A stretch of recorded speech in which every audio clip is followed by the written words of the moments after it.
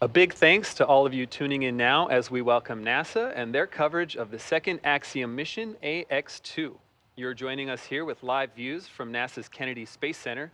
Specifically, this is the iconic Launch Complex 39A with a Falcon 9 rocket and Dragon spacecraft that are in the final stages of preparation, leading to launch in just over an hour from now.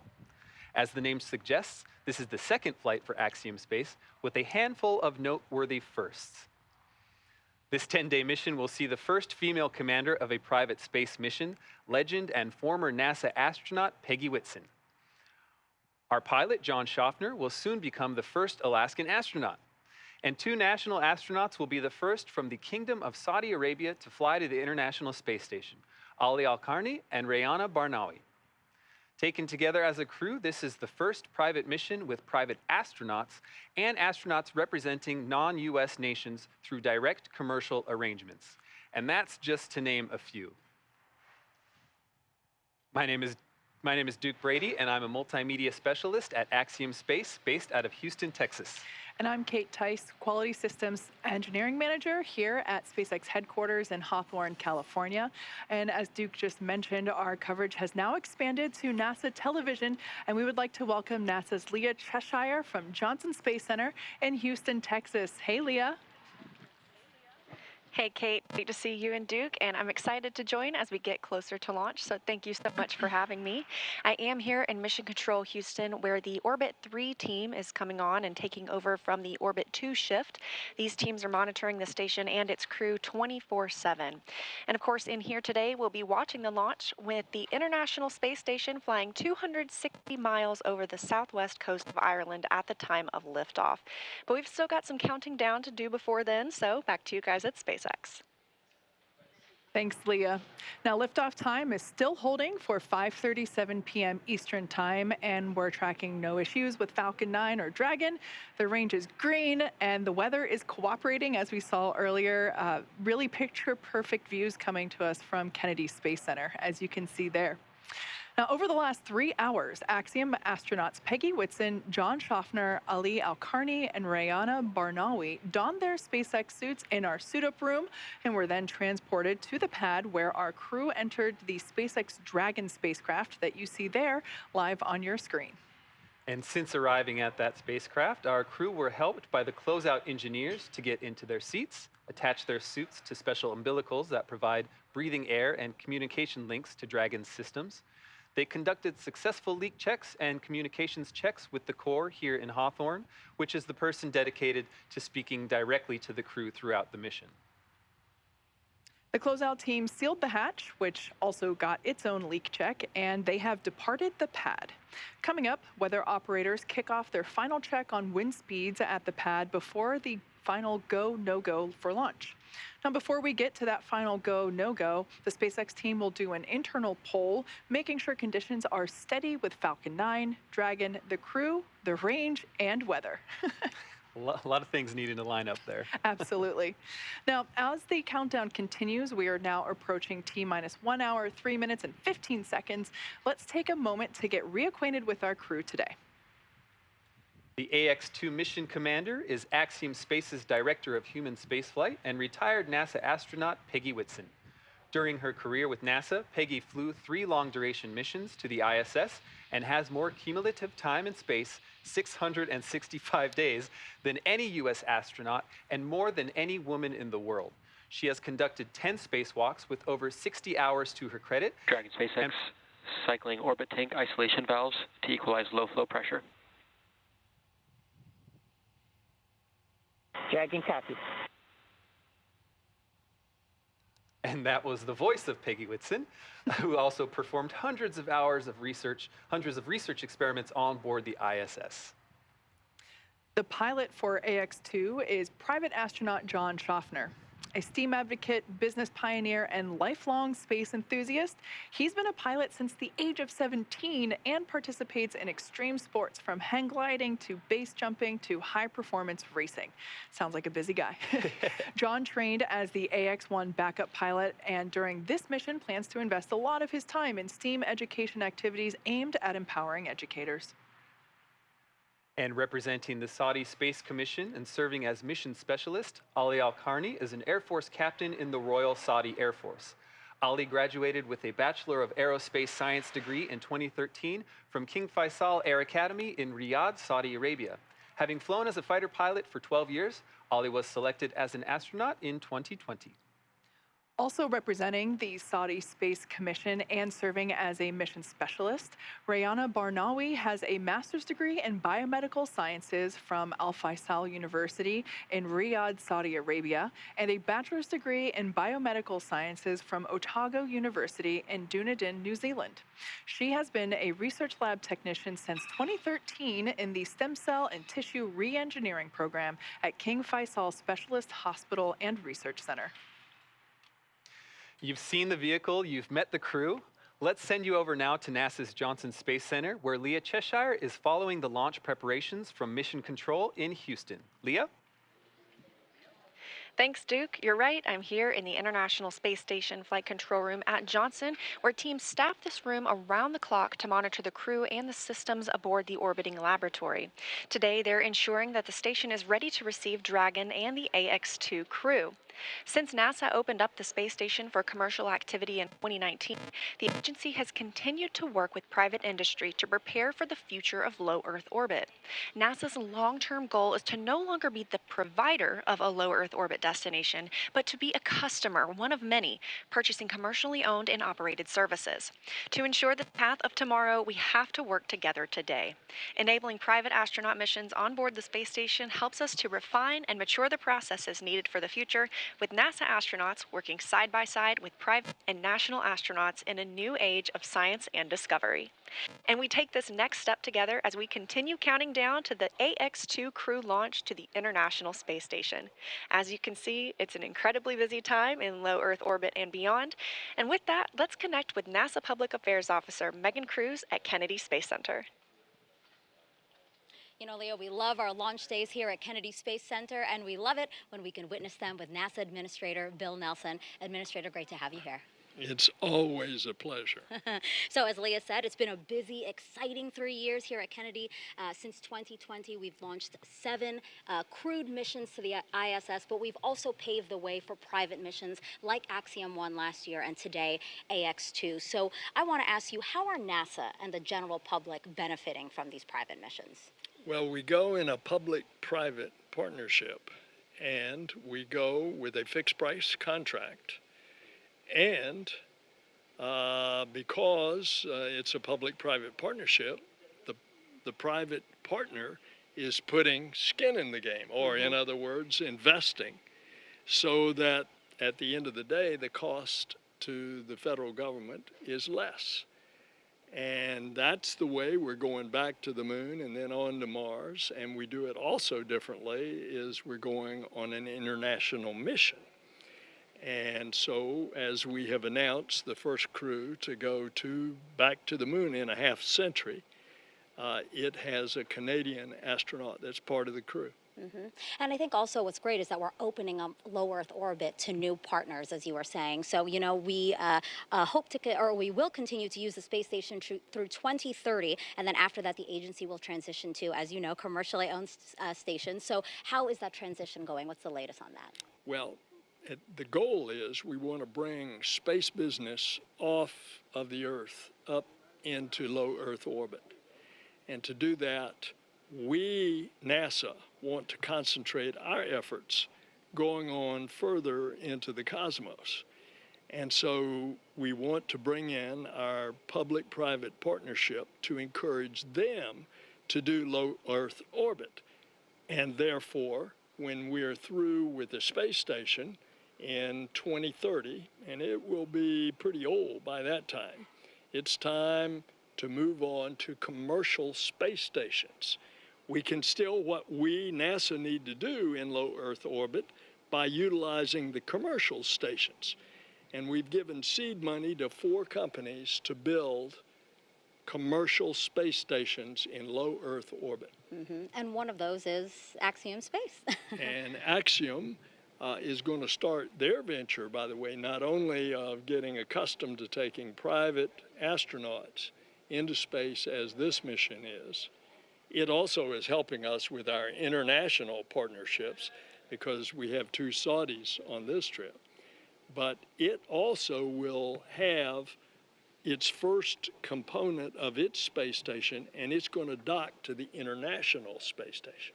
So a lot of exciting things, as we keep saying, in the years ahead. So I do want to talk to you about, you've been alluding to the Artemis program, the fact that working with these commercial companies to continue access to low Earth orbit, it allows us to think farther. So yeah, talk to us about some of the international partnerships that, that are helping the Artemis program. Well, we have some 15 partners that have, if not built, are certainly participating in the International Space Station. And this, of course, is a huge structure, 120 yards long. You think from one goalpost to the other goalpost in a football stadium. That's how big it is. And they are very much you're seeing the results of that public-private partnership here. Another example is look at the phenomenal success of SpaceX as a means of getting to and from the space station. So when we shut down the space shuttle a dozen years ago, now we rely on a private company to go to the International Space Station. In this case, it's SpaceX. In July, it will be Boeing as well. Any words to the AX-2 crew today? Well, first of all, I wish I were with you. And secondly, Godspeed to all of you. Awesome. Thank you so much, Administrator, and I hope you enjoyed today's launch. Thanks. And so, again, we were talking a little bit about the Artemis program. Did you know that NASA and Axiom Space are also working together to design the suits our astronauts will wear when they land on the moon in the next few years? Here's a sneak peek at what those suits will look like. This is a prototype of what astronauts will wear when they land on the moon for Artemis 3. While this prototype is black with blue and orange detailing, the real moonwalking suits will be white to reflect heat and keep astronauts safe from extreme temperatures. NASA selected Axiom Space to design, develop, and certify the suits. They will fit a broad range of crew members, men and women, accommodating at least 90% of the U.S. population. It's one small step for man, one giant leap for mankind. The moon suits worn by Apollo 11 astronauts in 1969 had a bulky life support system. The new Axiom Extravehicular Mobility Units, or AX-EMUs, will have range of motion and flexibility needed to explore the lunar South Pole. They will give astronauts the capability to access, live, and work on the moon. Future versions could even have avionics. Astronauts will start training with the spacesuits later this year. That's a look at your Artemis Moon Minute. While the International Space Station has been a valuable asset for space research and exploration, the rise of commercial spaceflight is opening new doors. Those benefiting from the new opportunities range from small commercial entities all the way to national space agencies. This expansion of participation in space is enabling a more diverse and inclusive space industry with a much wider range of perspectives, ideas, and expertise. Additionally, the competitive nature of commercial activities means the cost of participating is falling, and there are more participants to share those costs and the risks. Expanding access to space also promotes innovation and scientific and technological progress, benefiting humanity as a whole. For a long time, the conversation has been about someday having private space flights, and someday we'll have private astronauts. And while there's a lot of room to grow from that, that someday is now. Low Earth orbit is more accessible than ever before as space research and technology enter a new era. Companies like Axiom Space are expanding this access, and young space agencies like the Saudi Space Commission now have a path to achieve their goals in low Earth orbit. At Kennedy Space Center is Axiom Space's Director of Digital Strategy, Sonia Gavankar-McKay, and with her is a member of the Saudi Space Commission to talk about their goals for this mission. Sonia? Thanks so much, Duke. As you mentioned, I'm joined by Ahmed Al-Ghafali of the Saudi Space Commission, but also Axiom Space's Chief Revenue Officer, Tejpal Bhatia. And I'm going to jump right in here because we're so close to launch time. This is the Kingdom of Saudi Arabia's second flight into space. The first was in 1985 on the STS-51G. What does this mission mean for the nation and the Kingdom of Saudi Arabia? I believe that the kingdom has gone a long way since 1985. So many satellites have been launched ever since. So many payloads have been developed ever since. A lot of research were conducted related to space. Payloads conducts a lot of components that we've done that could be used for space and other sectors. So that's a long way since that time. And here we are today, just an hour away from this historical mission that will carry 2 Saudi astronauts for the first time to the International Space Station. However, I do believe that it's not only Saudi that has gone a long way. I looked at so many research and so many financial forecasts that suggest that within the past 20 years, 60% of the investment in space only happened within the past 2 or 3 years. So there is a momentum, and we want to be a part of it. That's wonderful. Tejpal, your efforts with KSA and the efforts that Axiom Space puts into this mission allow for a vision for so much in low Earth orbit. What can Axiom Space really do to help nations like the Kingdom of Saudi Arabia and so many others achieve their goals? Thanks, Sonia. When I think about what we're doing with the Kingdom, from the first time I met Ahmed, my definition of the word partner has fundamentally changed and evolved. From when this was an idea and started formulating as a mission to execution, we had to overcome a lot of challenges, and these are things that are being done for the first time in human history.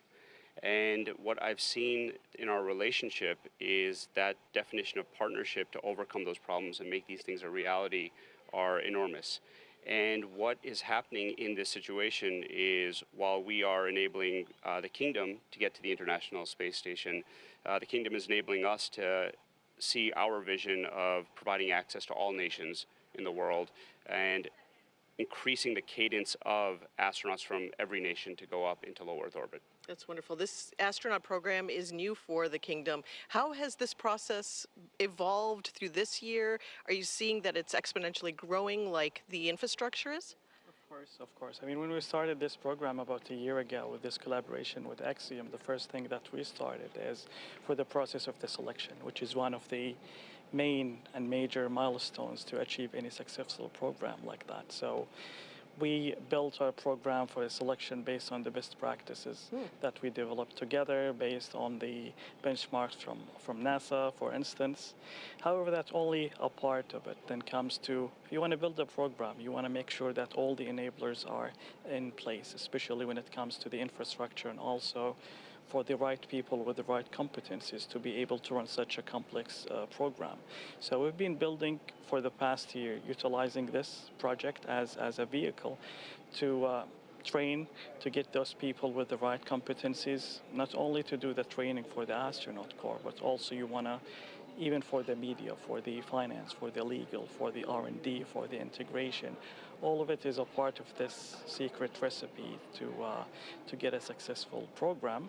And this is only the start, so we're going to keep building and enhancing this program till we get to the point that is optimum. Excellent. Tejpal, as we have only about 1 minute left, what's it like working with individuals versus nations? What's the difference in that relationship like for Axiom Space? Yeah, so, trying to compare a private astronaut with a national astronaut is like asking me to compare my children. Luckily, I only have one child, so I'm prepared to do this. Let's start with what's the same. Each of these individuals on this mission right now are pioneers. Very few people in human history have been to the International Space Station. Today, we're going to see 3 more join. And each individual represents their country and humanity, and they're going to inspire girls and boys all over the world today and moving forward. The big difference is with the Kingdom seeing this more as a program. Right. When we were inspired as kids, I'll speak about myself, coming here with my parents or seeing the shuttle program, it was a long time before it became a reality. Right. And what we're going to see with the Kingdom is this happening more and more as we go forward. And as they say, the sky is the limit for this partnerships, the opportunities for nations, individuals to grow together. Thank you to both of you for joining me. And we're getting so close to launch, so I'll let you get back to it as we toss it back to Hawthorne, where I'm sure you're feeling the anticipation. It's getting so exciting out there. What does it feel like to you? And I know John I is out there as well. Well, thank you, Sonia. And yes, it's a time where the energy is increasing, especially we're inside of 47 minutes to launch. Currently, the SpaceX launch director is checking with the Dragon mission director, make sure that the Dragon ground team is ready to begin propellant loading in just over 10 minutes from now. The SpaceX launch director is also electronically polling the 7 members of the SpaceX launch team for their go to load propellant and launch. Now, once we get that go, when we get green lights across the board here on the procedure, the launch director will then come back and make a series of announcements. They'll talk about the control room, what to do during the countdown, as well as protocols for hold and launch escape. Coming up on 46 minutes, they're continuing to get the goes from the team electronically. We're waiting to hear the launch director give those instructions. That ought to come within the next minute. Now, once we get through the instructions, that will give the clearance to retract the crew access arm. That will then set up for arming of the launch escape system, and that will take us into propellant load itself. That'll begin at T-minus 35 minutes. You can see on the monitor the crew on the right-hand side. They're getting ready for their final directions here. On the left side, we've got the Dragon capsule, the crew access arm. Poll is complete, and the team is ready for crew access arm retract, propellant load, and launch. Reminder for control room lockdown for all operators in Mission Control and Firing Room 4. Both control rooms will go into lockdown at T-minus 45 minutes, which is now, and remain in that state until the launch escape system is disarmed. All operators remain at their console and maintain a sterile cockpit until MD confirms successful disarming of the launch escape system following orbital insertion or propellant offload in the event of a scrub. Reminder on hold and launch escape protocol. For non-urgent no-go conditions, brief CE or LD, and they will approve aborting the countdown. For urgent issues affecting the safety of the operation, operators shall call hold on the countdown net. Launch control will abort launch immediately and proceed into the launch abort auto sequence. At T-minus 10 seconds, launch control will be hands-off and relying on automated abort criteria for the remainder of the count. Finally, operators shall advise launch director whether structural breakup or fire is imminent or occurring for Dragon manual escape flight rules. Finally, regarding leak-through on the first stage ACS isolation valve, we will manually monitor the pressure in the manifold. Stage 1 will assess and at T-minus 35 seconds indicate whether the pressure rise is within the predicted range. If it is not, Stage 1 will call a hold on the countdown net. Are there any questions? Hearing no questions, launch control, you may proceed with arming the crew arm for movement.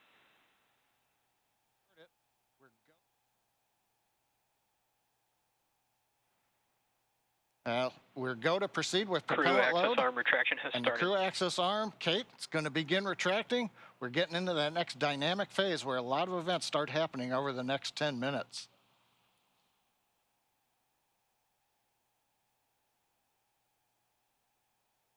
Now, while we wait for the arm to begin moving, currently Falcon 9 Dragon continue to be go. Obviously, we've completed the poll. The range continues to be go for launch. They're monitoring clearance area around the pad. And there goes the arm beginning to move, the view from on top of the fixed service structure. And the weather continues to be acceptable for launch as we get ever closer.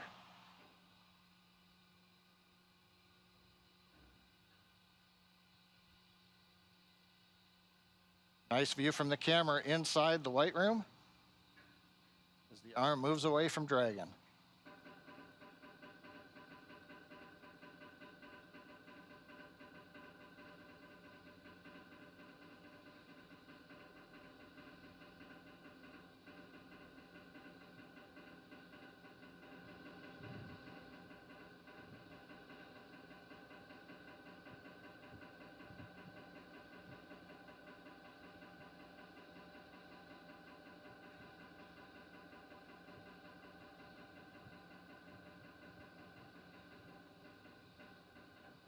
The clock continues to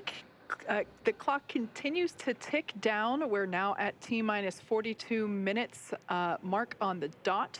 Crew axis arm retraction is complete. As you just heard there, that crew axis arm is now completely stowed. It is now in the launch position, of course necessary in order to clear the way for Falcon 9 to lift off. Now, next up, we'll hear the call out that the launch escape system is going to be armed, and from there we'll hear that Falcon 9 propellant load will also begin. Dragon, SpaceX, you are go for Section 6. Close visors and arm launch escape system. Copy, go for Section 6. We saw our AX2 crew members exit the brand new suit-up room located in the Falcon support building just about 3 hours ago. They also got their tablets. And SpaceX Dragon, visors are closed and we're arming the launch escape system now.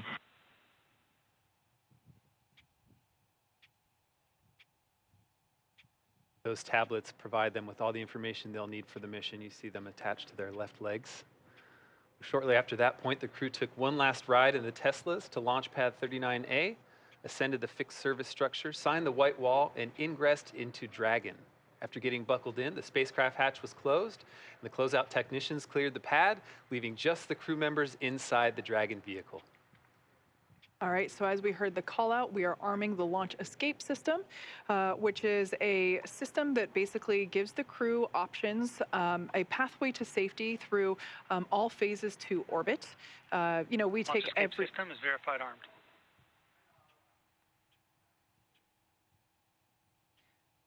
We take every measure possible to ensure that the crew has options. Safety is paramount. So there we just got that confirmation that that launch escape system is now armed. So let's take a look at the teams that are actually working together to make sure this mission is a success. SpaceX is operating out of 2 control rooms today. There on your screen, a live view of our launch control in firing room 4 at Cape Canaveral. This team is responsible for monitoring Falcon 9 throughout the countdown and launch. Second, we have mission control here at SpaceX headquarters in Hawthorne, California. This team in mission control is responsible for close monitoring of the crew and Dragon every step of the way as the spacecraft orbits the planet along its customized flight path. On console or headset, there are a number of key positions who are monitoring the health of the vehicle and crew. The mission director, that person is responsible for mission success, and they are in charge of the room. Today's mission director is Ken Gamerick. Other positions are focused on things like software, propulsion, navigation, avionics, life support systems, and communications with ground segments, as we've heard those kind of called out throughout the day so far. You'll also hear a specific person dedicated to communicating with the AX2 crew. They are the Crew Operations Responsible Engineer, or CORE, C-O-R-E. Today's SpaceX CORE is Arthur Berrialt. We've heard him a number of times through the launch countdown. The SpaceX team members will also rotate and hand off coverage to ensure that we have people on console 24/7 for the crew and Dragon for the entire duration of the mission, including all the way through splashdown. And for Axiom Space, the teams in Houston are utilizing Axiom Mission Control Center, an officially certified control center. From this secure facility, teams have live access to voice, video, and data from the ISS and can work alongside their NASA counterparts to run on-orbit operations and monitor every aspect of the mission in real time. This room is led by what we call the Axle, or the Axiom Operations Lead. And around the room are positions for officers responsible for research, communications, medical, integration and stowage, and timeline operations. This is a significant step in our journey to expand access to low Earth orbit, as it is only the 12th ground segment partner for the ISS program. And through this facility, we are enabling our customers and the global community a front row seat to the work being done on station. We are now T-minus 37 minutes and 31 seconds from the second all-private astronaut mission to the International Space Station, and the first for any representatives from the Kingdom of Saudi Arabia. Falcon 9 propellant loading began at T-minus 35 minutes. RP-1 fuel loading is underway on both S1 and S2.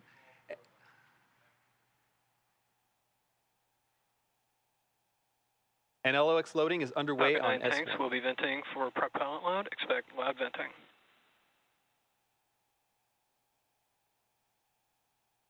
With propellant load, let's go check in with John I. John Innsbrucker here from the webcast desk in Hawthorne, California at SpaceX headquarters.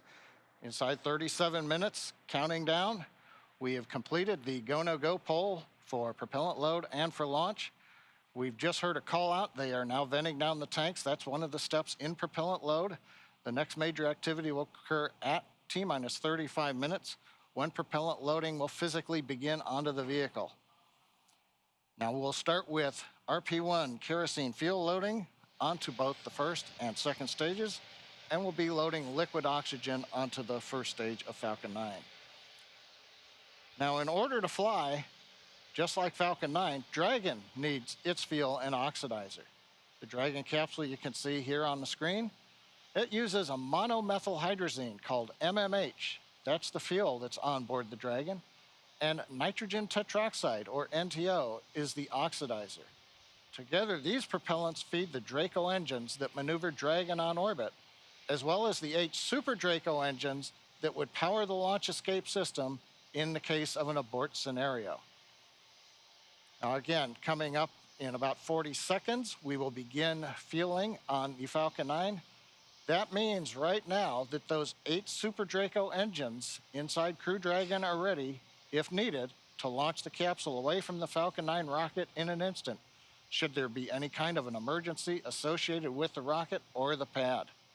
But currently, 35 minutes, 18 seconds and counting, everything continues to look good on Falcon 9 and Dragon.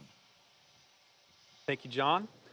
On the AX-1 flight and during our launch broadcast for that mission, there was a special emphasis on the TRISH research effort, or the Translational Research Institute for Space Health. As the name Propellant suggests, load has started. okay, it sounds like a propellant load has started. As for TRISH, as the name suggests, this is a broad effort aimed at ensuring we understand and are preparing for human health beyond our home planet. This is an effort that NASA astronauts and private astronauts can both participate in. Naturally, life just a few hundred miles above Earth poses some unique challenges that we're still unlocking the secrets to even after 60+ years of humans in space. Here is a bit more on the progress made during AX-1 and what's ahead for our participation in this critical research effort. Thank you for joining us, Dr. Fogarty and Dr. Urqueta from TRISH, the Translational Research Institute for Space Health. Let's start with an easy question. What exactly is TRISH? Yes, TRISH. TRISH is a consortium between Baylor College of Medicine, MIT, and Caltech. We are funded by NASA to relentlessly and innovatively solve the risks for human space exploration and use a variety of tools to get there, including commercial spaceflight. What are the goals of the research being conducted for AX2 through TRISH? That is a great question. The research that we're conducting on AX2 has been highly prioritized to solve the most important risks for human spaceflight as we are planning to go back to the moon and going to other planets. So all of these projects have been custom made and designed to be easy to collect, to take the least crew time, and to take the least mass, power, and volume. And an example is this kit that I have here. We provide one of these to each of the crew members, and it includes most of the hardware that they need to collect physiologic data, sensory motor, that is your balance, how it changes in space, some surveys, and also how the physiology changes in space. So all of these have been, again, customized for commercial spaceflight. Talk to me about the framework for this research. How is this set up to enable new data for new flyers? Yes, so the EXPAND program at TRISH has 2 main elements to its framework to accomplish the goals that were just set out by Dr. Urqueta. So we have essential measures, which have been harmonized with NASA's standard measures to make sure that we're collecting the same type of data on every crew member. So we can compare across people, across different missions to really maximize the value. And then we have exploratory studies as the second part of the framework. And this is where the known unknowns, the questions we have about spaceflight or the risks, have hypotheses generated, and we get to test them. How does the research apply to those of us on Earth? I mean, some of us are maybe never going to be leaving this planet. Why do we care about this kind of work? Dr. Fogarty, Dr. Urqueta?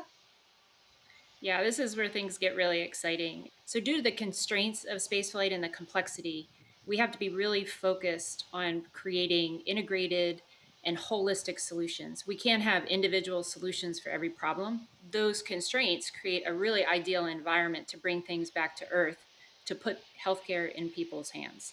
We believe that these are going to increase healthcare equity, the access to healthcare, and the quality of healthcare, which then results in improved health outcomes. How does this mission, AX2, add to the range of data? That is a great question. In the last 61 plus years of human spaceflight, roughly only 650 people have flown into space. And if we look at the diversity of these, mostly are male, white males. And what we're seeing with commercial spaceflight is a more diverse population. We're seeing people from all ages, younger and older, as compared to your government astronauts. We're also seeing people from multiple demographics, backgrounds, training, education, and also people with medical conditions. So as we keep growing this database of civilians flying into space, we will have all of the tools that we need to make most humans being able to fly into space, stay for there longer, and enjoy the experience. Thanks so much for joining us. I look forward to watching the launch with you and seeing the astronauts return and looking at their data. Thank you. Thank you. We are now just under 30 minutes from the launch of AX-2 mission. It has taken an enormous effort from an incredibly dedicated and hardworking team to get to this moment. Knowing that not everyone can be here to witness it, and even fewer get to share a message with the crew, we asked teams to record some words for this moment. As the countdown to launch continues, here are a few messages from those across the Axiom family. Peggy, you are an inspiration to so many people around the world. To me, it's been so impactful to see a woman like yourself make such great strides in exploration and achieve so many different types of firsts. My family and I will be watching you launch and cheering you on all the way to the ISS. Hi Peggy, Kelly and Delta here. We just wanted to let you know that we're cheering you on. We're so excited to watch you launch. You're an inspiration to women and girls around the world, and you've been a personal inspiration to me in my own journey to space. We're so excited to watch you launch, and we'll be cheering you on here on Earth. Go Peggy, go AX2! Woo! To Peggy, our notorious space ninja, John, aka Loki, to Ali, who's also known as Slayer, and then to Rihanna, our very own ray of sunshine. Wishing you an amazing launch today, as well as a smooth journey to the ISS. Ad Astra AX2 crew. Thank you, Peggy, John, Ali, and Rihanna, for inspiring the next generation of astronauts. From our crew experience team to our AX2 crew, we are so proud of everything you've accomplished, and we're excited for your successful journey home. Send us a postcard. Just wanted to say that we're super excited for all the groundbreaking researches you guys are going to do. We're rooting for you, and good luck. The marketing team has been proud to support AX2 mission. Godspeed, AX2. This is the Portable Life Support System team. We are very excited about the AX2 mission coming up and wish you all the best. We're very excited for you guys. Y'all are such an inspiration, and we're rooting for you all the way through. We wish you a safe and successful mission. We want to congratulate the AX2 crew. Thank you so much for all of the inspiration, and we wish you the best on your journey. AX2 crew, we're proud of you and good luck! Hey AX2, all of us in avionics wish you safe travels and lots of fun.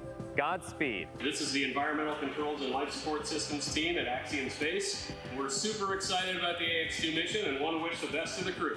AX2 crew, we are so proud of you here at Axiom Space. This is the systems engineering team on the station program. Godspeed and Ad Astra on this groundbreaking mission.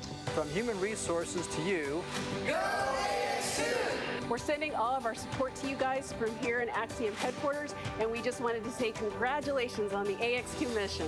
Hey, this is Ryan Lee from the Pressure Garment team, wishing you on the AX2 flight all the best. Godspeed, guys. Go team! Go team, go team, go team, go!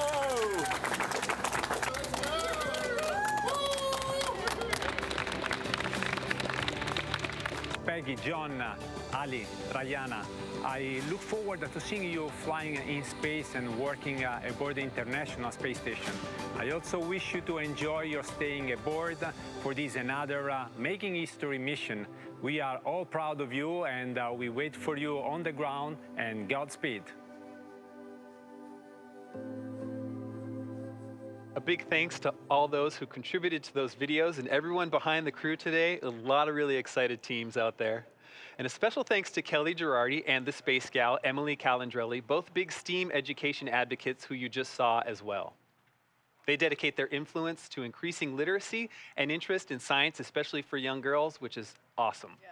You know, Emily and Kelly are both moms to young girls, so it's safe to say that they have front row seats to knowing what is cool and inspiring. Now, speaking of front row seats, it's been feeling like we have one of our very own looking at Pad 39A with these camera views that we've been getting all morning and afternoon. Now, let's take a moment to get acquainted with the vehicles that you see there on your screen. The Falcon 9 rocket with a Dragon spacecraft on top together stand at about 215 feet, which is almost 30 feet taller than the Leaning Tower of Pisa in Italy. Falcon 9 is a reusable two-stage rocket, which means it's kind of like two rockets in one, the first stage and the second stage. The first stage is the bottom two-thirds of the vehicle. Today's booster is flying for the first time. You can think of it as the large bottom white portion and the middle black portion. So that's what we mean when we say the booster. The first stage is responsible for accelerating Falcon and Dragon through the Earth's atmosphere and into space. In order to do that, it has 9 Merlin engines at the bottom of the stage. Prior to liftoff, the Falcon 9 first stage is... Stage 2 cryohelium load has started. Actually, and currently underway, is being loaded up with nearly 1 million pounds of fuel and liquid oxygen. The Merlin engines on the first stage are optimized for sea level. They achieve 190,000 pounds of thrust during ascent and descent. The first stage accelerates the vehicle through the Earth's atmosphere into space and then separates from the rest of the rocket about 2.5 minutes into flight. From there, the first stage will head over to LZ-1. It will do what no other rocket, or excuse me, what no other orbital class rocket in the world can do. It'll go right there, make its way back to Earth. Today marks the first time we are landing Falcon 9 on land for a crew mission. Previous crew missions landed on a drone ship stationed in the Atlantic Ocean. So pretty exciting first for us today. Landing back on land has a lot of benefits. For example, it eliminates the need for our recovery team to be stationed out at sea for days, and it improves our turnaround time to get Falcon 9 ready to fly again. Now, above the first stage is the second stage. The second stage has a single Merlin vacuum, or MVAC engine, and that ignites after the first stage separates. The second stage is essentially a smaller version of the first stage, whereas the first stage is designed to power the vehicle out of the Earth's atmosphere and through the forces of gravity. The second stage is specifically designed to operate in the vacuum of space. The second stage powers the Dragon spacecraft to its targeted drop-off orbit. The Dragon spacecraft itself is capable of carrying up to 7 passengers to and from Earth orbit and beyond. But as we've been seeing with those views inside the capsule, today we're carrying 4 people. We have the 4 members of the Axiom-2 crew. It's the first private spacecraft to take humans to the space station and the only spacecraft currently flying that is capable of returning significant amounts of cargo to Earth. Like the Falcon 9 rocket, the Dragon spacecraft is also reusable. This will be the second flight for this particular Dragon spacecraft. This is Dragon Freedom that the AX-2 are flying in today.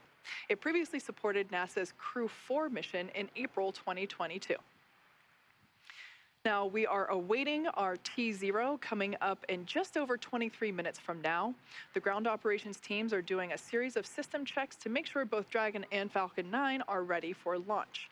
Let's take a look at what the ascent portion of the mission will look like. Now, once we hit T0, we're going to watch Falcon 9 and Dragon lift off from historic Pad 39A and make their ascent. Now, about 43 seconds into flight, Falcon 9's engines will throttle down to help pass through the period of maximum dynamic pressure on the rocket, what we typically refer to as max Q. It's worth noting, once we hit max Q, we'll be going supersonic, faster than the speed of sound. Dynamic pressure, we can throttle up our Merlin engines once again. From there, at about 2.5 minutes into flight, we have a series of 3 events that happen in rapid succession. First is MECO, or main engine cutoff. This is where all 9 Merlin engines will shut off in preparation for stage separation. where, as the name suggests, that's where the first stage detaches from the second stage, with the first stage making its way back to Earth for landing as the second stage continues on its journey with the third event. That event is SES-1, the second stage engine start number 1. That's where the Merlin vacuum engine lights up and propels the second stage, along with our AX-2 crew and Dragon, into orbit. As Stage 2 heads towards its targeted drop-off orbit, Stage 1 will execute 3 burns in order to make its way back to Earth. The first is the boost back burn, where 3 of the Merlin 1D engines will reignite and then shut down. This helps to head the booster back to Cape Canaveral. The second burn, or the entry burn, helps to slow the stage down in preparation for entry back through the Earth's atmosphere. At about 90 seconds after Dragon gets into orbit, Falcon 9 will then land back on Earth. The landing burn will bring the vehicle speed down rapidly in order to land back on land near the launch site today, around 8 minutes into mission. I should say that actually happens about a minute prior to that second engine cutoff. Yep, you're right, Kate. So as the first stage is back on Earth, the second stage will cut off its single Merlin engine that was ignited right after stage separation. Once this happens, we wait for that all-important confirmation of a good orbital insertion. Then Dragon will begin its preparations and separate from the second stage. About 3 minutes after the second stage gets into orbit, we ought to get that great view from the forward camera showing Dragon with its 4-person crew drifting away from the second stage. And once Dragon is a short distance away, it will begin checking out those Draco maneuvering thrusters to make sure that Dragon continues to increase the separation distance from the second stage. The nose cone deploy sequence will initiate just before T plus 12 minutes and finish around T plus 15 minutes, which will expose Dragon's docking mechanism in advance Stage of 2 arrival. RP1 load is complete. All right, that call out there telling us that RP1 loading is now complete on Stage 1. Now, in advance, or excuse me, I think we heard actually Stage 2 there. Now, that docking mechanism exposure will be in advance of arrival to the International Space Station. Now, with that, let's head over to Leah at Johnson Space Center in Houston for another update on how things are going there with station preparation. Hey, Leah. Hey, Kate. The space station team here in Houston is focused on the critical systems on the station, and everything continues to function as expected ahead of launch. So the teams have verified the command path from the ground up through our constellation of communication satellites to the station. Everything is nominal, we love that word, and the station will be ready to receive Dragon tomorrow should they launch tonight. Mission Control Houston is go for launch. Once the crew arrives at station, the Expedition 69 crew will be there to welcome the AX-2 crew on board. Right now, living in the station, we have 7 people. That includes NASA astronauts Frank Rubio, Woody Hoburg, and Steve Bowen, United Arab Emirates astronaut Sultan Al-Nayati, and Roscosmos cosmonauts Andrei Fedyayev, Sergei Prokopyev, and Dmitry Petelin. Flight Director Greg Whitney is on console now, leading flight controllers on the Orbit 3 team in Houston for launch, and Flight Director Marcos Flores will lead teams for docking tomorrow. A reminder that launch today will take about 16 hours to get to the station, with docking to the Node 2 Zenith or space-facing port scheduled just before 9:30 a.m. Eastern Time tomorrow. Once Dragon is fully docked to the station, the teams here in Houston will assist the Axiom Space and space station astronauts with leak checks as they work to open hatches on both Dragon and inside the station's pressurized mating adapter. We expect hatch open to take place about 2 hours after docking. That's it for us here in Mission Control Houston, and I will send it back over to the team in Hawthorne. Duke? Thanks, Leah. And all of that is set to begin in just over 18 minutes from right now. And I got to say, the energy around here is certainly rising. As Leah just mentioned, once the crew launches, they will spend the next 16 hours in Dragon, catching up to the International Space Station. That time on orbit and in Dragon will feature a variety of tasks, including some planned photography, but about half of that time is scheduled for sleep, which the crew will absolutely need because once they reach the ISS, they have quite the schedule ahead of them. They will spend 8 days on station conducting a variety of science investigations and technology demonstrations, including radiation protection research, studies on how to create rain and how to enhance our understanding of dangerous thunderstorms, as well as DNA research with nanomaterials and reprogramming skin cells to help create regenerative medicines. Wow. When they are not hands-on with research, they will be participating in numerous outreach events connecting with groups around the world. John, for instance, will use the station's ham radio to share a message with students. Beyond all that, Commander Peggy Whitson has assured us that each of them will carve out some time to simply pause and look down at the planet below as it speeds by at a cool 17,500 miles per hour. I mean, I would imagine that if I were in space, my face would just be up against the window the whole time. On station, just in the cupola the whole time. Yes, exactly. Now, as we've said before, we have an instantaneous launch window. That means that we have 1 second. We're targeting 5:37 p.m. Eastern Time, 2:37 p.m. Pacific Time. So just 16.5 minutes from Stage now. 2 LOX load has begun. That call, they're telling us that the liquid oxygen on stage 2 is now beginning, the liquid oxygen on is beginning to be loaded onto stage 2. That will wrap up around T minus 2 minutes. Now, I was talking about that instantaneous launch window because we are essentially chasing the space station. We're trying to catch up to it. It means that in order for everything to be precisely lined up in terms of how much propellant we're taking on board, and obviously we don't want to take too much because everything about space is weight. How much weight are you taking? And so we want to optimize our path to the International Space Station. And yeah, so we basically have that instantaneous moment to take off. All right, and that moment is coming soon. And as we approach the final moments of our countdown to launch, Axiom Space CEO Mike Suffredini wanted to take a moment to reflect on this, the second Axiom Space mission. This mission today is very meaningful for Axiom Space. It's a watershed moment because it's our opportunity to really start bringing the rest of the world to the International Space Station. We're honored that the Kingdom of Saudi Arabia is flying with us here today. The 2 crew members flying are fantastic. They've done a great job in training. Of course, John Schaffner's been with us for a while. He's a backup on AX-1. We're excited for him to fly. Of course, the commander's Peggy Whitson, and while she's the first woman commander for a commercial mission, that's a big deal to us. I really don't think it's a huge deal to Peggy. She's flown so many times. This is, like riding a bike. But we're very excited for this crew, and we're looking forward to their mission. So, we don't do this by ourselves. Axiom is a wonderful company with fantastic employees. They've done quite a bit of work to get to this point. The commander is one of our very own as well. But our thanks go out to the entire team that support us. Axiom done a fantastic job in preparing for the mission and the medical and all the work that's gone into getting the crews ready to go fly. SpaceX, with its fantastic, reliable Dragon spacecraft and Falcon launch vehicle, have prepped the crew and the vehicle, and it's out on the launch pad ready to go. And of course, NASA, we can't do any of this without NASA, who has worked with us along the way, allowed us to have this opportunity, and will work with us on orbit. And of course, the investors. The reason why we get to do what we're doing as a company and build this space station and do these missions is because the investors that are with us along the way.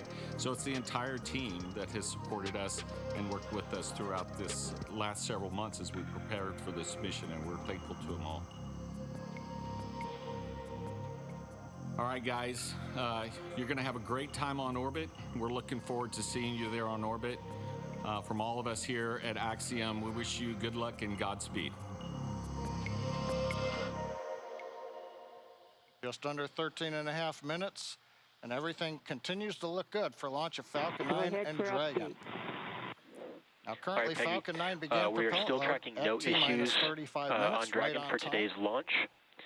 We have continued weather evaluations, and for your awareness, we are monitoring an anvil cloud that is moving towards LC-39A. It's currently 5 miles away, and it just needs to remain outside of 3 miles for launch to continue.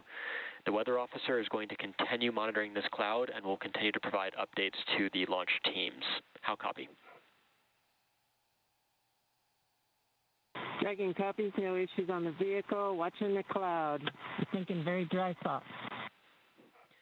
Good readback, and just a reminder that for the Falcon 9 valve, the Falcon team is going to be performing that manual evaluation of the manifold pressure until T-minus 35 seconds. And if we do not pass those checks, the Falcon team will call a hold. If the evaluation passes, there will be no call made, and we will continue with the countdown. So again, at T-minus 35 seconds following the manual evaluation, if we do not pass those checks, the Falcon team will call a hold. But if there is no call, we have passed the checks, and we will continue with countdown. Dragon copies. Manual evaluation. We'll call a hold if it's not passing the checks. Expect no call if it looks good. Good read back. I like that comment. Thinking dry thoughts. Now we're talking about propellant loading. RP1 fuel is completely loaded on the second stage. Fuel loading is continuing on the first stage. We're just about full. It'll finish up at the T-minus 6-minute mark. Densified liquid oxygen loading is continuing on the first stage and the second stage. Both stages well underway. First stage is nearing a completion, but it won't wrap up until T-minus 3 minutes. The second stage just began a few minutes ago. That'll wrap up at T-minus 2 minutes. As we get closer to launch, we will do various checkouts. One is the thrust vector controllers. These are what move the engine nozzles around on the first and second stage engine. And when we move those nozzles, we call it TVC wiggles. Those will be done inside 10 minutes. We'll also be doing checkouts of throttle valves on the engine. Now the range currently is go. Air and sea space are clear. The weather, you heard the briefing from the Corps up to the crew. We're watching one anvil cloud. It's within 5 miles, but it's got to just stay more than 3 miles away, and we will be go to fly. And meanwhile, the Dragon team also had reported they're working no issues. Everything is complete through the countdown. The comm checkouts are finished. The access arm is retracted. The launch escape system is armed. The crew is strapped in and ready to go. We're coming up on final instructions of the crew. We'll hear that at T-minus 10 minutes. They'll configure their displays for launch. They'll get the last messages, and then we'll go into the terminal countdown sequence. Let's listen into the countdown net. Dragon, SpaceX, confirm crew displays are configured for launch. And SpaceX Dragon, we can confirm crew displays are configured for launch. SpaceX copies. And on behalf of the entire SpaceX team, we are honored to have you aboard Dragon Capsule Freedom today on its next trip to the International Space Station and the second Axiom crew mission. We wish you a great mission, good luck, Godspeed, and enjoy the ride. Let freedom fly. Hear the crew calling back to the ground, let freedom fly. We see them applauding. Everything continuing to look good. We're coming up on 9 minutes to launch. Next major event is going to be engine chill at T-minus 7 minutes.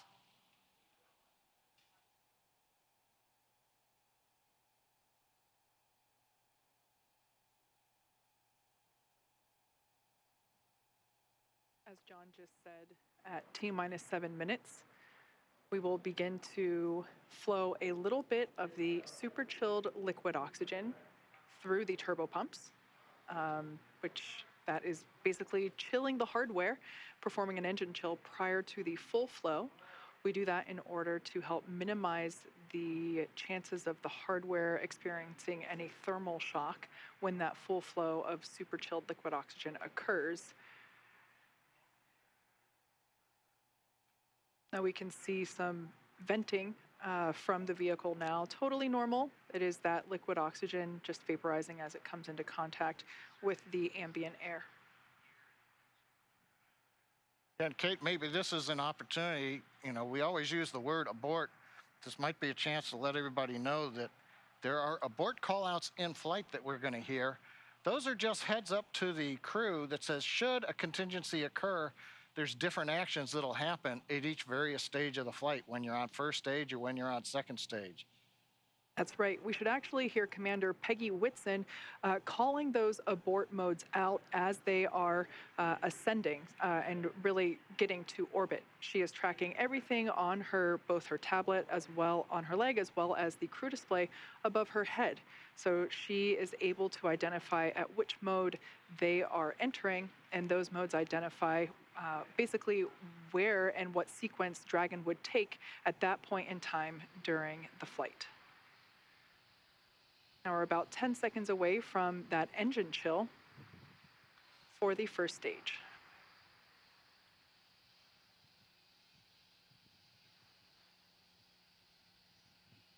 Engine chill has started. All right, right on time. We've opened the valves that are letting liquid oxygen and kerosene fuel down to the Merlin 1D engines on the first stage. Our next major activity coming up at T-minus 6 minutes approximately, we'll hear the announcement that fuel loading is complete on the first stage. And one other comment, while we were hearing the briefing to the crew at the T-minus 10 minute mark, we also heard reference to a call out that may or may not be made at T-minus 35 seconds. Many of the checkouts of the Falcon 9 are done by computer in the last minute. There is one today that requires an engineer to look at some data. If, for example, that system had an issue, that would be called out at T-minus 35 seconds. Right now, everything continues to look good, though, on Falcon 9.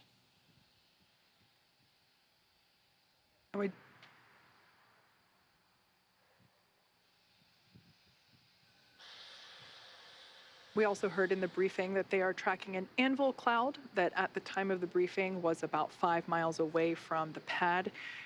They are tracking it. It just needs to stay outside of 3 miles, so everything still continues to look okay on that front. The next call out that we'll hear in about 30 seconds is that Dragon has transitioned to the terminal count configuration. That's basically an indication that the Dragon spacecraft has taken over the spacecraft's countdown and will at that point be on internal power.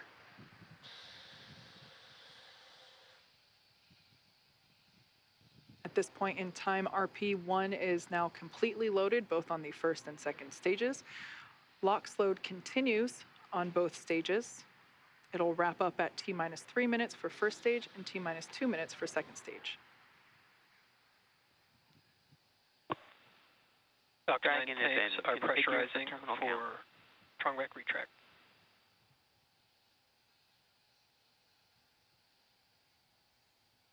Pressurization call out. We are putting pressurized gas helium onto the stage in preparation for opening up the clamp arm that's around the top of the second stage. That'll happen just at about the T-minus 4 minute mark. The clamp arm will open, and about 10 seconds after that, the strong back, the structure alongside the Falcon 9, will recline just about 2 degrees away. We've heard the call out, strong back is retracting.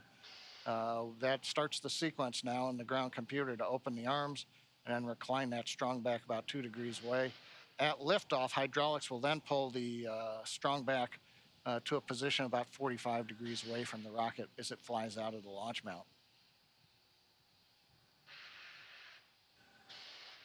See the arms opening up now around the second stage. We should now be able to see that strong back retract just a couple degrees away from the launch vehicle. Upon liftoff, it will move back even further in order to clear the way for Falcon 9. Looks like we can start to see that movement now.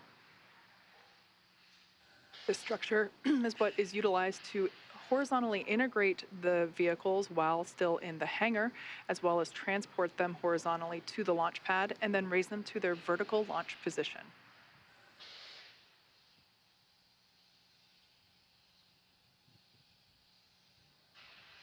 And we've got the strong back is now, you see a little bounce there as it stops. Stage 1 LOX load is complete. And right on time, stage 1 LOX load is complete. We're down to just loading a liquid oxygen on the second stage. That'll wrap up just after T-minus 2 minutes, at which point we'll have the 1 million pounds of propellant on board Falcon 9 ready to fly. We can see the vehicle continuing to vent some of that gaseous, or the liquid oxygen that has now vaporized. Dragon is in terminal count and is on internal power.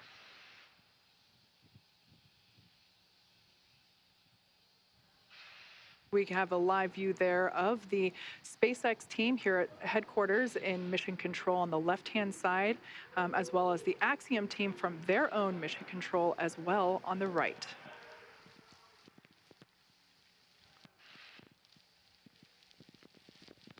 Dragon SpaceX for weather. Looks like the system has cleared, and we're looking like we're go for launch for weather. All right, we've heard a good news information to the crew. Dragon copies. We're letting them know that it appears the weather is going to avoid the area. That is great news indeed.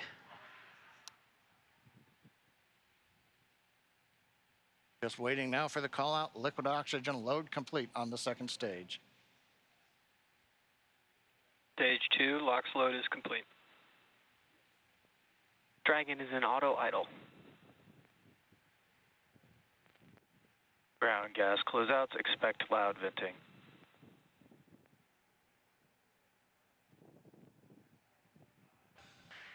At venting, we're now bleeding off excess pressure in the strongback. That's what's giving that large white plume as cold gas meets the warm Florida air and condenses the moisture. We're coming up on 1 minute where the flight computers will take over the sequence. Let's listen in to the launch of Falcon 9 with Dragon and the Axiom-2 crew.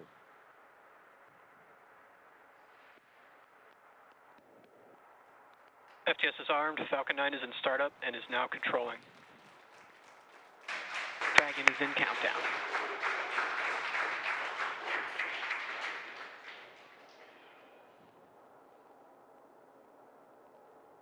Dragon, SpaceX, go for launch. Dragon copies. Go for launch. T-minus 30 seconds.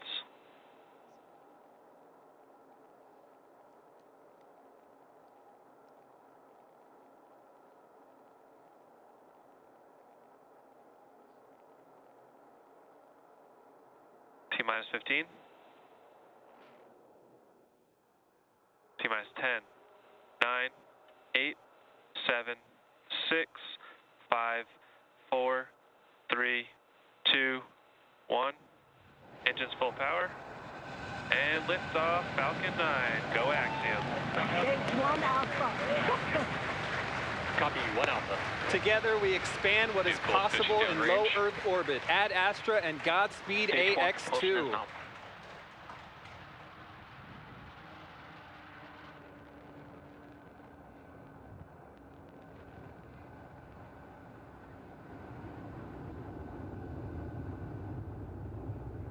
Plus 30 seconds into this historic. T plus 36 seconds into flight. A great view of Falcon 9 heading to space. Power telemetry is nominal. Stage 1 throttle down. Power telemetry nominal. We're into the throttle bucket as the first stage is throttle down power on the Merlin engines in preparation for max Q.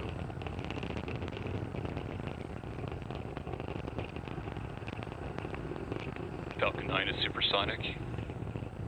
Faster than the speed of sound as we're getting great views from the first stage camera looking back at Kennedy Space Center and Complex 39A.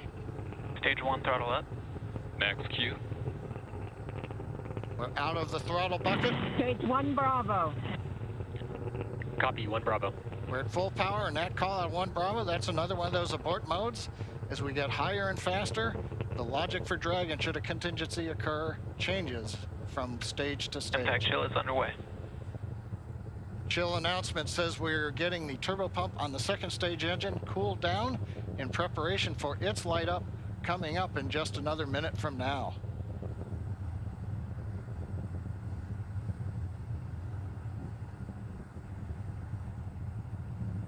Again, great views looking back, and you can see the contrail as we left 39A and the shadow of the contrail against the cloud deck around Florida. And we're coming up 3 big sequences and a view live of the crew inside Dragon. They're getting ready. We're going to get 3 events here. Main engine cutoff, stage separation, and then we're going to light the second stage engine. We've heard the throttle down in preparation for stage separation.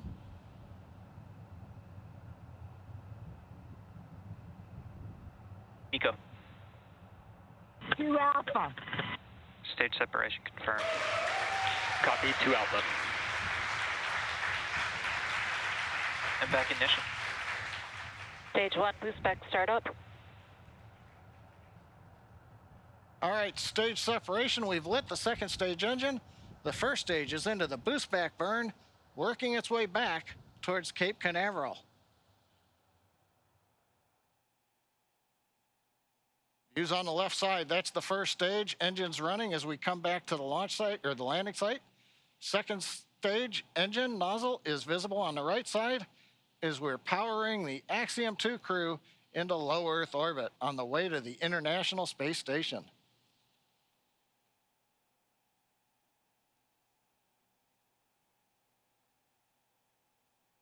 Waiting for call out that the boost back burn is complete. Stage 1 boost back shutdown. Right on time. First stage completed the first of 3 burns heading back to the landing site. Second stage continuing on power and on trajectory. Acquisition signal, Bermuda. We head northeast, the Bermuda ground station. Dragon, SpaceX, trajectory nominal. Bermuda is listening into the vehicle now. Nominal trajectory. And the crew hears the call out of a nominal trajectory. So 4 minutes into flight, everything continuing to go well. First stage heading back, and there's the crew on the second stage getting the ride into orbit to the space station.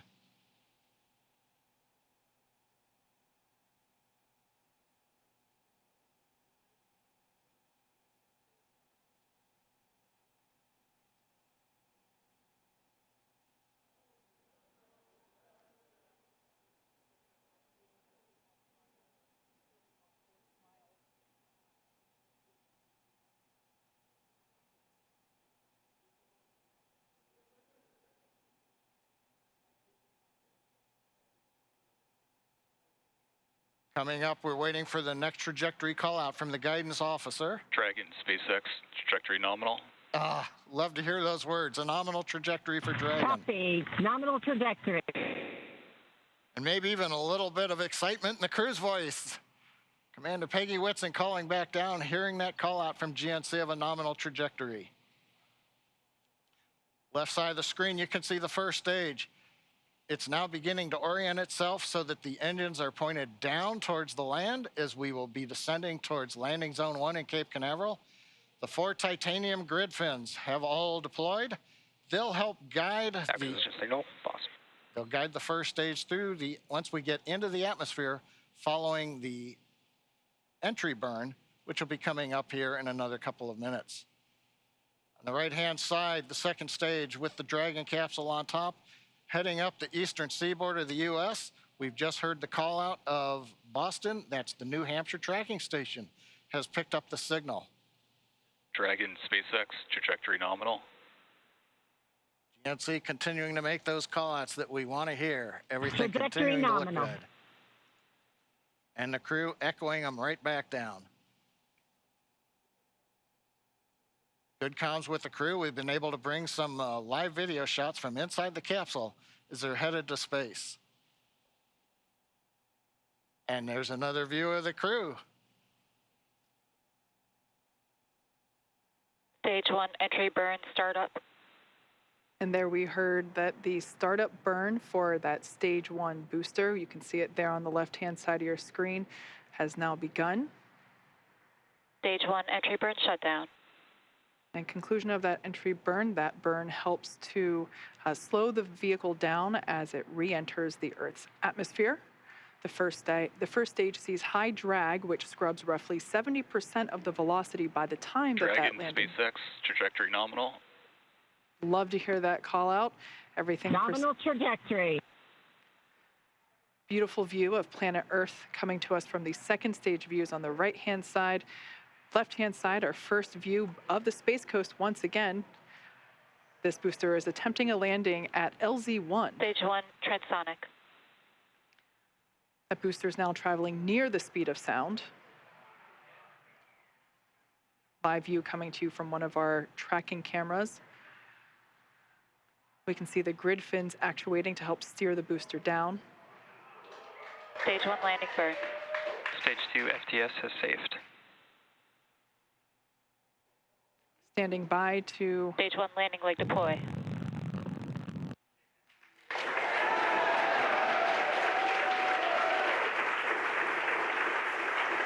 There you Stage can 1 landing confirmed. You can see that first stage has landed back at LZ1. This is the first time that we have performed a land landing on a crew mission. Coming up next will be second engine cutoff, or SECO, and that's where after that engine cuts off, the second stage will coast for a few minutes until Dragon is commanded to separate. Stage 2 is in terminal guidance. We're expecting SECO to occur in about 20 seconds.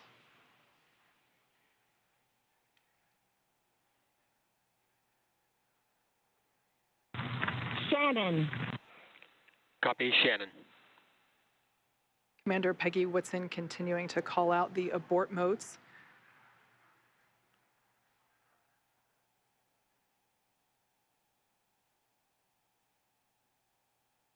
SECO.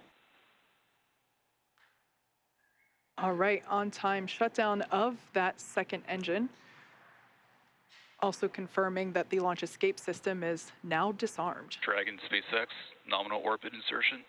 All right, and there's that call out. We can confirm good orbital insertion. Copy, nominal insertion. Dragon SpaceX, launch escape system disarmed. We can see the crew playing with their harnesses. Copy. Now that they are in 0G, which I think we just got a view of our 0G Stuffy.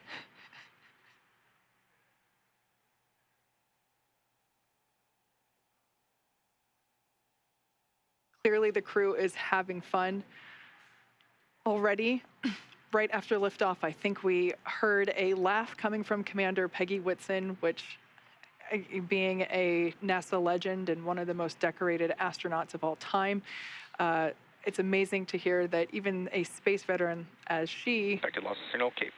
still has fun at liftoff.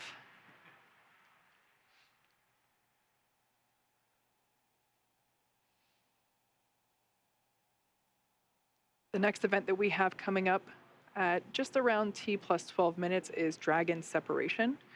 That's where the Dragon spacecraft and trunk, so collectively referred to as the Dragon spacecraft, will separate from the second stage. Acquisition signal, Newfoundland.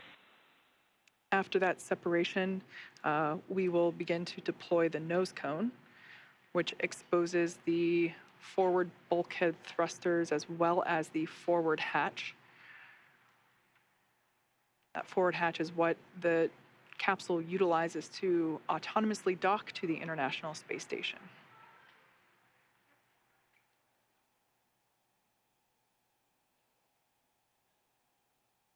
Going from left to right, everyone's having fun, clearly. We have mission specialist Rayana Barnawi. To the right of her is pilot John Schaffner. Then we have Commander Peggy Whitson. And on the far right, mission specialist Ali Al-Karni. We can see that the excess strap on some of the harnesses, as well as the writing utensil for their tablets, they continue to play around with as they are experiencing 0G for the first time. At least we can say that for 3 of the 4 astronauts on board today.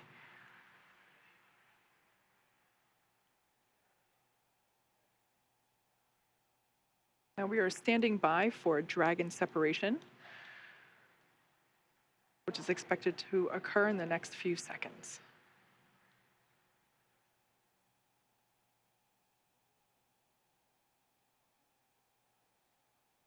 Dragon separation. And there you can see live on your screen that Dragon trunk and capsule.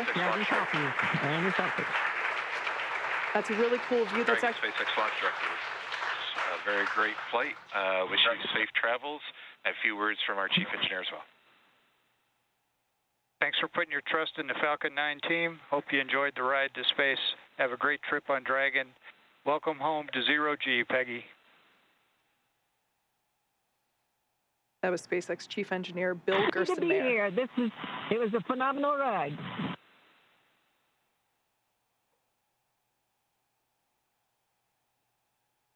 Make sure you share the joy of zero-G with your crew.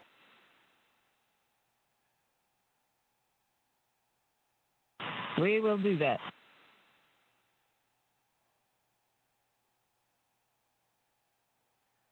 Already you can see Dragon's Draco thrusters activating.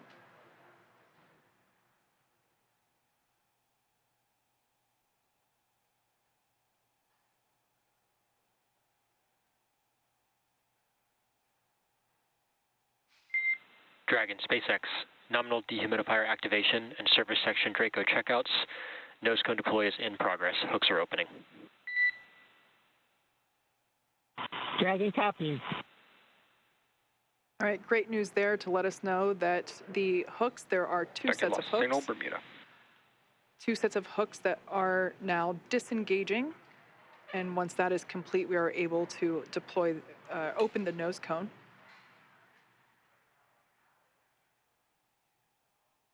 We should see that nose cone deploy in about a minute. It's a great view on the right-hand side of your screen from the Falcon 9 second stage, looking at the Dragon Freedom capsule.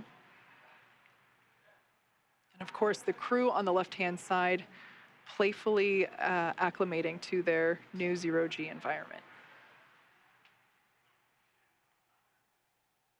You can see the zero-G indicator in the background. And I love this view. This view is over the shoulders of Commander Peggy Whitson, who here is on the left-hand side, or the left seat, and pilot John Schaffner is on the right seat here, looking at what they're looking at. These are the crew display panels that they utilize in flight to track which thrusters are firing, what phase of the mission that they are in, as you can see, where they are around the globe.